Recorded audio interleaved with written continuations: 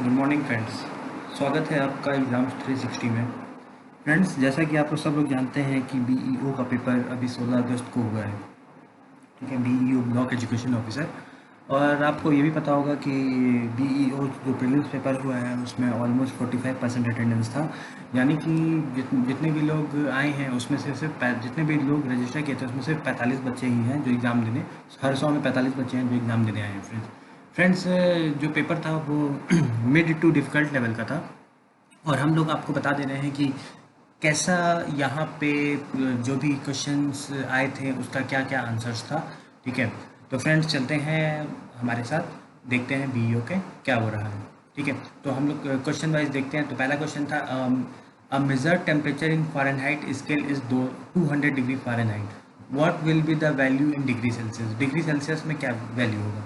ठीक है फ्रेंड, देखिए यहाँ पे क्या दे रखा है, 200 डिग्री फ़ारेनहाइट दे रखा है। ठीक है, हम लोग क्या जानते हैं फ़ारेनहाइट और कन्वर्जन क्या जानते हैं, C/5 is equal to F-32/9।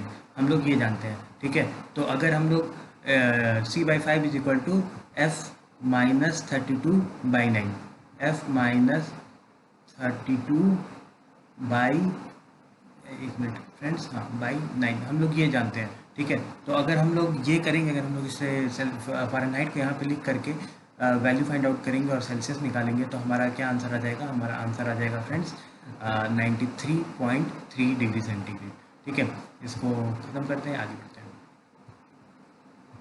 ठीक है, तो आगे का प्रश्न जो हमारे साथ है वो क्या है? Match list 1 which list 2 and answer the correct answer from the given in the code. ठीक है, हमें बताना है कि कौन सा करेक्ट आंसर है।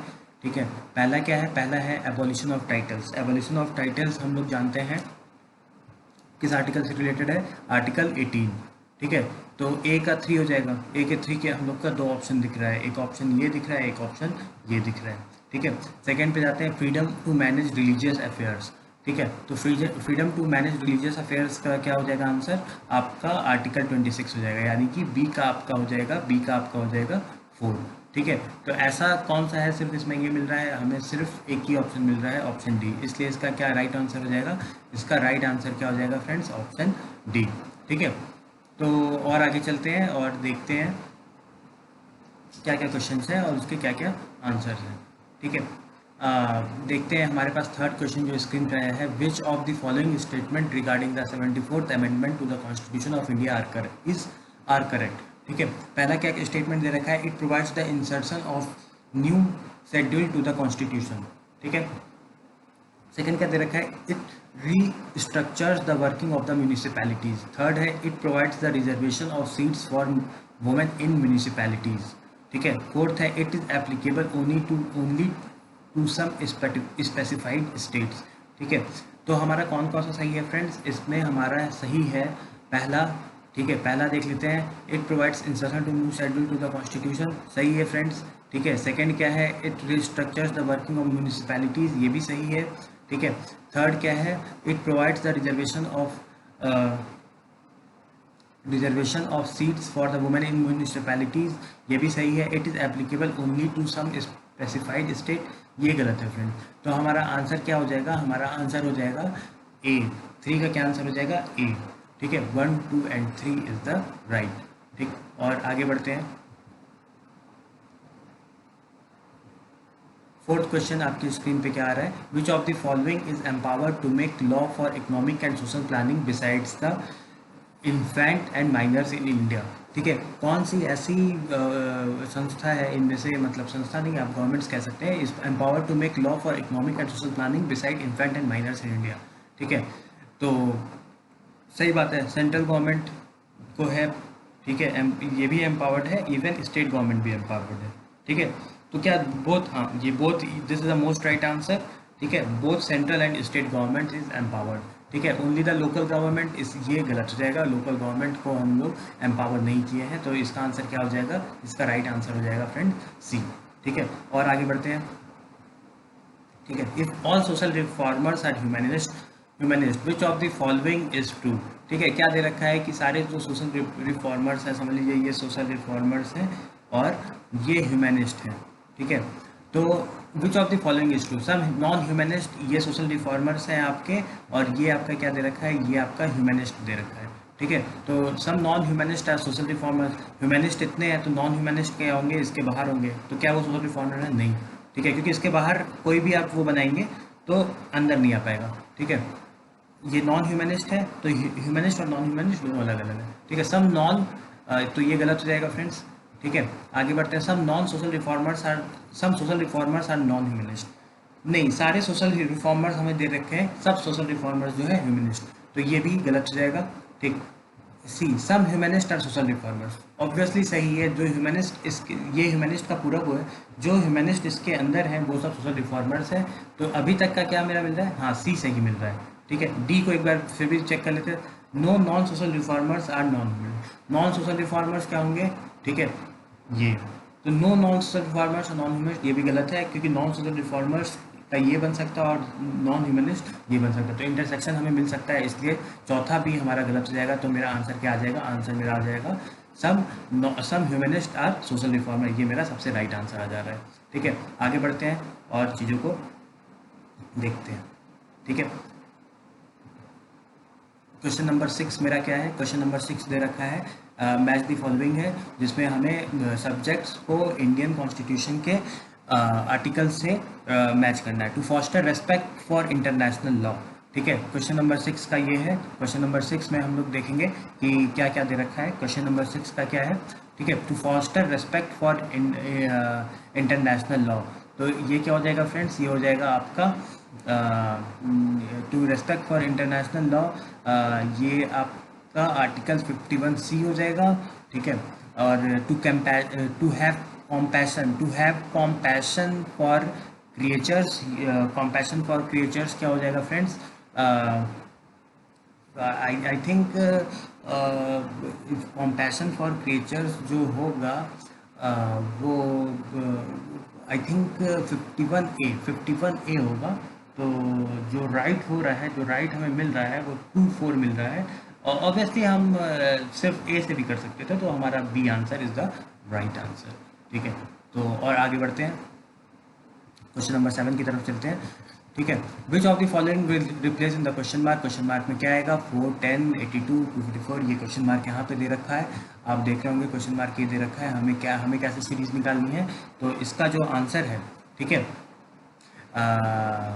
वो आंसर 28 है, और इसका सीरीज कैसे बन रहा है, 4 × 3 -2, 4 × 3 12 -2 10, 10 × 3 30 -2 28, 28 × 3 84 -2 82, 82 × 3 246 -2 244, तो ये हम लोग की सीरीज बन रही है क्वेश्चन नंबर 7 की। 8th पे आ जाते हैं, 8th क्या दे रखा है, A is a brother of B, B is a brother of C, ठीक है।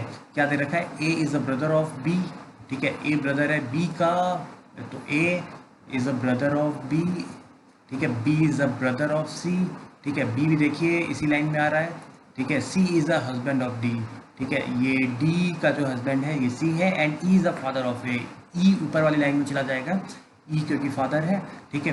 देन D इज़ रिलेटेड, क्योंकि ये इसकी क्या, ये इसके बेटे की वाइफ है, तो ये क्या हो जाएगी, ये इसकी डॉटर इन लॉ हो जाएगी फ्रेंड्स, क्या हो जाएगी, डॉटर इन लॉ। ई और डी में पूछा था, तो मेरा क्या आंसर, राइट आंसर हो जाएगा, राइट आंसर आपका बी हो जाएगा, ठीक है। आगे बढ़ते हैं, if in a certain code, if in a certain code December is written as इस तरीके से, देन व्हाट इज, ऐसे कैसे लिखा जाएगा। एक फ्रेंड यहाँ पे आप देखिए क्या दे रखा है, पहले तो देखिए क्या कैसे दे रखा है, ठीक है, जो लास्ट दो वो है उसको पहले लिख दिया, फिर MB, ठीक है, MB के एक ग्रुप को फिर से यहाँ लिख दिया, ठीक है, और फिर CE के ग्रुप को यहाँ लिख दिया, ठीक है। तो हम लोग इसमें क्या, जो लास्ट में दो है उसको पहले ले आते हैं, NO से स्टार्ट होगा, तो एक ही ऑप्शन दे रखा है नवंबर, तो हम लोग डायरेक्ट नवंबर पे मारेंगे और आगे चलेंगे, ठीक है।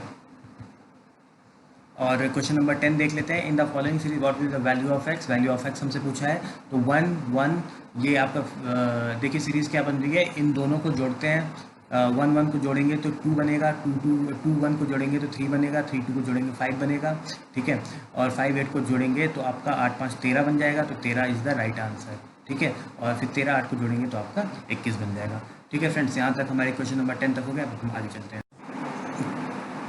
Question number 11। क्वेश्चन नंबर 11 क्या है? Which of the following was the main theme of Raisina dialogue which was held during 14 to 16 January. ठीक है, इसमें मेन थीम क्या था?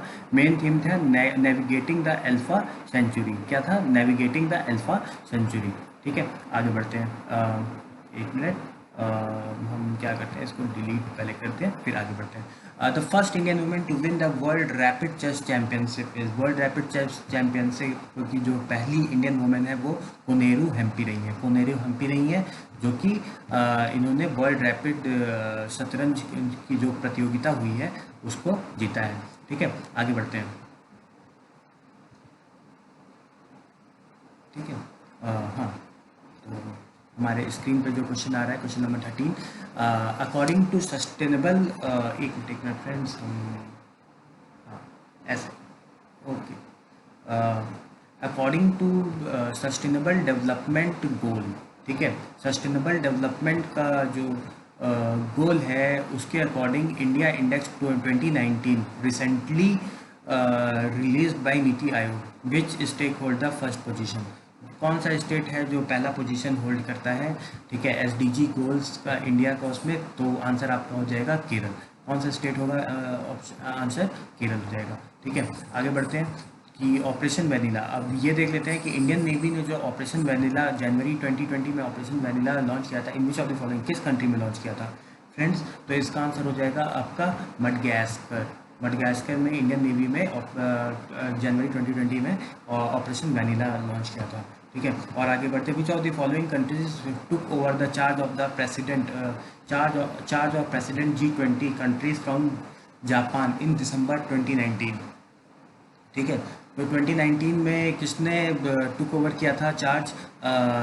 तो आपका हो जाएगा Brazil. Brazil, D and Brazil is the right answer. कौन सा राइट आंसर है? D and Brazil. ठीक है, 16 पे आगे बढ़ते हैं। ठीक है, अब हमें यहाँ पे पावर प्लांट दे रखा है और टाइप ऑफ द एनर्जी पूछ रखा है। हमें पावर प्लांट दे रखा है और टाइप ऑफ द एनर्जी पूछ रखा है। तो पहला है चमेरा। तो चमेरा का ये तो मुझे नहीं मालूम है फ्रेंड, लेकिन हमें पतरातू मालूम है। पतरातू किससे है? पतरातू है आपका थर्मल। D2 ऑप्शन है सिर्फ एक में, और हमें ये भी मालूम है कुंडकुलम। कुंडकुलम किससे है? एटॉमिक से है। C1 और D2 आपका आंसर हो जाएगा। आंसर एक ही होगा, आंसर होगा आपका D। ठीक है, तो क्वेश्चन नंबर 16 का जो आंसर हो गया वो हमें मिल गया आंसर नंबर D। ठीक है फ्रेंड्स, इसको मिटाते हैं और आगे चलते हैं वापस हम लोग अपने क्वेश्चन नंबर 17 पे। ठीक है, क्वेश्चन नंबर 17 देख लेते हैं friends.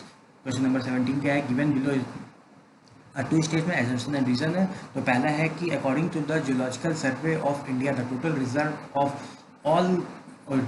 Of all grade coal in India is 293.5 billion ton.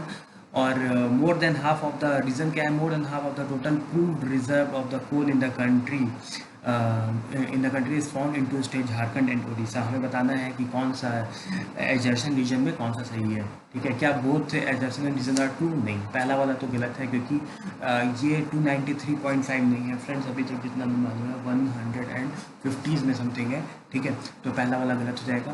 तो ये wrong, B A and B automatically मेरे गलत हो गए। ठीक है, A is true नहीं, only D is the right answer. A is true but A is false but B is R is true। Reason true है मेरा, ठीक है, लेकिन हमारा जो एक्सप्लेनेशन है वो फॉल्स है। आगे बढ़ते हैं। ठीक है, which of the following state in India ranks second in terms of the population and thirds in terms of the area. Population में सेकंड आपको पता है, पॉपुलेशन में फर्स्ट है आपका यूपी, और पॉपुलेशन में सेकंड है आपका महाराष्ट्र। ठीक है, और महाराष्ट्र का ऑलमोस्ट 2011 सेंसस से 11 करोड़ समथिंग पॉपुलेशन है। यूपी का 2011 सेंसस से 20 करोड़ से समथिंग पॉपुलेशन है, लेकिन अब पॉपुलेशन बढ़ करके 2020 में यूपी का 23-24 करोड़ से हो गई, महाराष्ट्र का 13 करोड़ के करीब हो गई होगी। ठीक है, आगे बढ़ते हैं। 18 क्वेश्चन का जो आंसर होगा आपका, 18 क्वेश्चन का आंसर आपका महाराष्ट्र हो जाएगा। महाराष्ट्र क्या हो जाएगा? महाराष्ट्र। ठीक है, और स्टेट्स का जो एरिया वाइज रैंकिंग है उसमें क्या है? सबसे पहले राजस्थान है, सेकंड पे MP है, थर्ड पे आपका महाराष्ट्र है, और फोर्थ पे आपका यूपी है। ठीक है, तो 18th भी मेरा ये हो जाता है। अब हम लोग आगे बढ़ते हैं, 19 क्वेश्चन को देख लेते हैं। 19 क्वेश्चन क्या दे रखा है, मैच द फॉलोइंग हमारा फिर से आ गया है, ठीक है। और मैच द फॉलोइंग में क्या दे रखा है कि हमें ट्राइब्स और उनके लोकेशन को जोड़ना है, ठीक है। तो ट्राइब्स मेरी क्या है, जो जरावस जरावस है, ठीक है, वो कहाँ का है, ठीक है, हमें ये जोड़ना है। तो आपका अंडमान एंड निकोबार का है जरावस, ठीक है। आपके जो गोंड्स होंगे, गोंड्स आपके जो है वो यूपी के आ रहे हैं, ठीक है। गोंड्स के यहाँ के होंगे आपके यूपी नहीं होगा फ्रेंड्स, गोंड्स आपका मध्य प्रदेश के हैं, गोंड्स आपके मध्य प्रदेश के हैं, ठीक है। थारूज आपके यूपी के हैं, थारूज, ठीक है। तो हमारा आंसर जो हो जाएगा, आंसर मेरा हो जाएगा डी का 2। डी का 2 मेरा क्या आ रहा है, डी का 2 मेरा बी में आ रहा है, तो हमारा बी हो जाएगा आंसर, ठीक है। 20th भी देख लेते हैं फ्रेंड्स, लगे हाथ जल्दी से हमें ये सीरीज़ कंप्लीट करनी है, ठीक है। यहाँ पे देखिए बायोस्फीयर रिजर्व्स और स्टेट ऑफ इंडिया का पूछा है कि बायोस्फीयर रिजर्व कहाँ कहाँ कौन से स्टेट में पाए जाते हैं। तो हमें देखिए नोकरेक कहाँ पे है, नोकरेक है आपका सी मेघा नोकरेक है आपका मेघालय में, ठीक है। और मानस है आपका असम में, मानस आपका असम में है, तो आप देखते ही लगाइए क्योंकि ये तो बहुत ही फेमस है कि मानस असम में है। तो और सिर्फ एक ही ऑप्शन में दे रखा है, तो आपका डायरेक्ट इस ऑप्शन से आप लोग लगा करके आगे बढ़ सकते हैं फ्रेंड्स, ठीक है। और जल्दी से हमारे चैनल को लाइक शेयर और सब्सक्राइब कर दीजिए, क्योंकि हम लोग अपने चैनल पे सिर्फ ट्रिक्स बताते हैं जो कि आपके एग्जामिनेशन के लिए 100% यूज़फुल है। आप हमारे सारे ट्रिक्स को देखिए और देखिए आप कितनी तेज़ी से चीज़ों को लगा सकते हैं, ठीक है फ्रेंड्स। और हमारे साथ हमेशा बने रहिए। हम लोग जो भी धीमे धीमे हम लोग जो भी इंपॉर्टेंट क्वेश्चन है, एग्जाम्पल सब जावली है, यूपी ट्रिपल एस सी के इंपॉर्टेंट क्वेश्चन को हम लोग लगवा रहे हैं, ठीक है। कुछ 21 क्वेश्चन देखते हैं। With reference to urbanization in India which of the following statements are correct according to 2011 census more than 60% of total population of the country resides in category A. ये गलत है फ्रेंड्स, ठीक है, ये आपका गलत है, ठीक। और सेकंड है आपका ये गलत हो जाएगा। There are 53 urban conglomerates with, yes 53 ऐसे शहर हैं जहाँ पे 10 लाख से ज़्यादा का पॉपुलेशन है 2011 सेंसस के अकॉर्डिंग। लेकिन अभी 2021 का सेंसस आएगा तो ये 53 बहुत ज़्यादा बढ़ जाएगा फ्रेंड्स, ठीक है। तो हमारा क्वेश्चन नंबर जो 21 है उसका भी हमने आंसर दे दिया है। क्वेश्चन नंबर 22 पे चलते हैं। विच of the following states of India has highest number of male child, ठीक है। Male child, highest number of male child पर 100 girl child as per 21 census. तो इसका आंसर है फ्रेंड्स वेस्ट बंगाल है। क्या है, वेस्ट बंगाल में सबसे ज़्यादा नंबर ऑफ मेल चाइल्ड है एज कम्पेयर टू ये। Loss of water from body through perspiration depends on, ठीक है, दोनों पे डिपेंड करता है। एटमॉस्फेरिक टेम्परेचर पे भी डिपेंड करेगा फ्रेंड, और एटमॉस्फेरिक ह्यूमिडिटी पे भी डिपेंड करेगा। तो आपका आंसर हो जाएगा ए एंड बी बोथ, ठीक है। तो इसलिए आपका 23 का जो राइट आंसर है फ्रेंड्स, 23 का राइट आंसर सी हो गया, ठीक है। आगे बढ़ते हैं, 24 देख लेते हैं। 24 में क्या है, 24 में क्या दे रखा है कि विच of the following element is not a micronutrients in plant, ठीक है। कौन सा माइक्रोन्यूट्रिएंट्स प्लांट में नहीं है, तो इसका आंसर हो जाएगा आपका फ्रेंड्स मैग्नीशियम। मैग्नीशियम जो है एक ऐसा माइक्रोन्यूट्रिएंट्स है जो प्लांट में नहीं पाया जाता है। बाकी आयरन, मैग्नीज एंड कॉपर आपका प्लांट में पाया जाता है, ठीक है। आपको पता होगा कॉपर खाने से, कॉपर आपका सेब में हो जाता है, पालक में आ जाता है, सॉरी आयरन आपका सेब में आ जाता है, पालक में आ जाता है, ठीक है। उसी तरीके से है।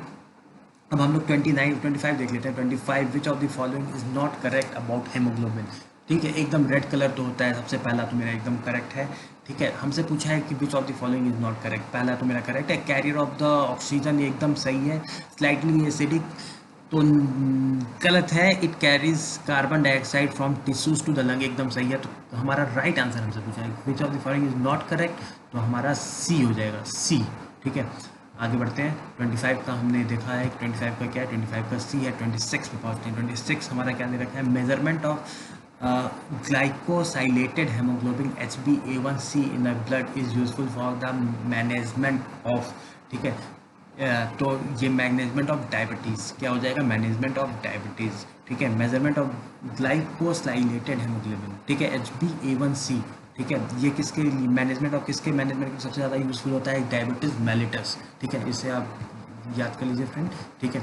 और हम लोग अभी क्वेश्चन नंबर 27 पे भी आगे बढ़ते हैं, ठीक है। एक मिनट फ्रेंड्स, स्वागत है। क्वेश्चन नंबर 27 देखते हैं, जल्दी से आगे बढ़ते हैं, जल्दी से चीज़ों को लगाते हैं, ठीक है। Which of the following duties have been prescribed by the Indian Constitution as a fundamental duty? Fundamental duty क्या है? To defend the country, ठीक है। To pay income tax is not the fundamental duty, ठीक है। To preserve the rich heritage सही है, to safeguard the public property ये भी सही है। तो आंसर आपका हो जाएगा D1, 3 एंड 4, ठीक है। आगे बढ़ते हैं, 27 हो गया, 28 को देखते हैं जल्दी से, ठीक है। आपके स्क्रीन पे ये रहा आपके सामने पूरा अमिताभ बच्चन स्टाइल, ठीक है। Given below are two statement, पहला एजर्शन इन रीजनिंग का है, the council of minister India is jointly accountable before the Lok Sabha and the Rajya Sabha, ठीक है। The member of both Lok Sabha and Rajya Sabha eligible to become minister in the union government, ठीक है। तो इसका ये तो सही है friends. The council of minister India is jointly accountable before Lok Sabha and Rajya Sabha, ठीक है। तो council of minister is jointly accountable to Lok Sabha, ये तो इसलिए राज्यसभा नहीं होगा, इसलिए आपका आंसर हो जाएगा D. A is false but B is true. जो इसका आर है, आर आर आर रीजन यानी रीजन ट्रू है, लेकिन जो एजर्शन है एजर्शन में फॉल्स है। 29 पे चलते हैं जल्दी से, ठीक है। Arrange the following committees on the Panchayati Raj in chronicle और select the from the course given below, ठीक है।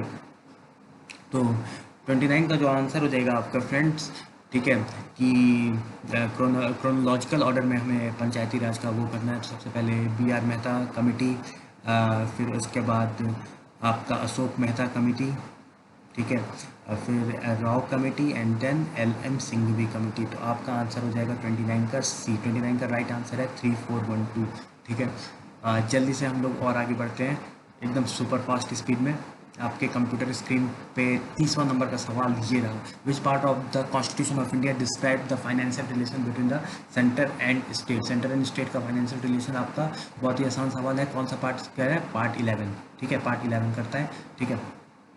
अब थोड़ा सा ख़त्म हो गया, अब हम लोग थोड़ा रीजनिंग के क्वेश्चन पे आते हैं, ठीक है। क्या क्या दे रखा है? एक carpenter makes 1 chair in 6 hours, carpenter B एक चेयर कारपेंटर 6 घंटे में बनाता है, बी एक चेयर 7 घंटे में बनाता है, सी एक चेयर 8 घंटे में बनाता है। तीनों 8 घंटे काम कर रहे हैं, तो 21 दिन में तीनों कितना चेयर बनाएंगे? बहुत ही आसान सवाल है, ठीक है। कैसे होगा? बहुत आसान है, ठीक है। एक दिन में 6 है तो 21 दिन में कितना करेगा? 8। एक दिन में 8 घंटे काम कर रहा है तो 8 इंटू 21 डिवाइडेड बाई 6। ये ए के लिए हो जाएगा फ्रेंड्स। बी के लिए क्या हो जाएगा? बी के लिए आपका हो जाएगा 7 इंटू 21, 7 इंटू 21 डिवाइडेड बाई 6। आप फ्रेंड्स मैं उतना स्क्रीन पे लिख नहीं पा रहा हूँ, ठीक है। 7 into 21 divided by 6। Similarly C के लिए क्या हो जाएगा? सी के लिए हो जाएगा आपका सी के लिए हो जाएगा आपका, क्योंकि सी 8 दिन 21 तो इससे डायरेक्ट आ जाएगा, ठीक है। ए को अगर हम सॉल्व करते हैं तो हमारे इससे जो आंसर मिलेगा वो 3 से ये कटेगा, 3 से 7 आ जाएगा, ये 2 आ जाएगा, 4 इंटू 7 28 यहाँ से आएगा, यहाँ से आपका आ जाएगा 24.5, यहाँ से 21 आएगा। तीनों को अगर हम सम करेंगे तो 73 आंसर आ जाएगा इसका फ्रेंड्स। 73 क्या आंसर हो जाएगा? 73 इज द राइट आंसर, ठीक है। इसी में हम अब 32 पे सॉल्व कर लेते हैं। Fill in the blanks using one of the correct option. B C D एक छोड़ के F, G H I J K, ठीक है, L M N O छोड़ के P, ठीक है। तो Q R S T छोड़ के U, बस ये क्या आंसर हो जाएगा? 32 का बहुत ही आसान सवाल था। 32 का आंसर क्या हो जाएगा? 32 का आंसर सी हो जाएगा, ठीक है। आगे बढ़ते हैं। ओके, पहले मैं इसे मिटा देता हूँ वरना कंफ्यूजन हो जाएगा, ठीक। आगे बढ़ते हैं। एक 33 is the republic day of India Saturday on Saturday. Republic day Saturday. X was born on March 3, 1980। Republic day आपका सैटरडे को हो गया, ठीक है। अब क्या दे रखा है कि एक्स वाज बोर्न मार्च 3, 1980।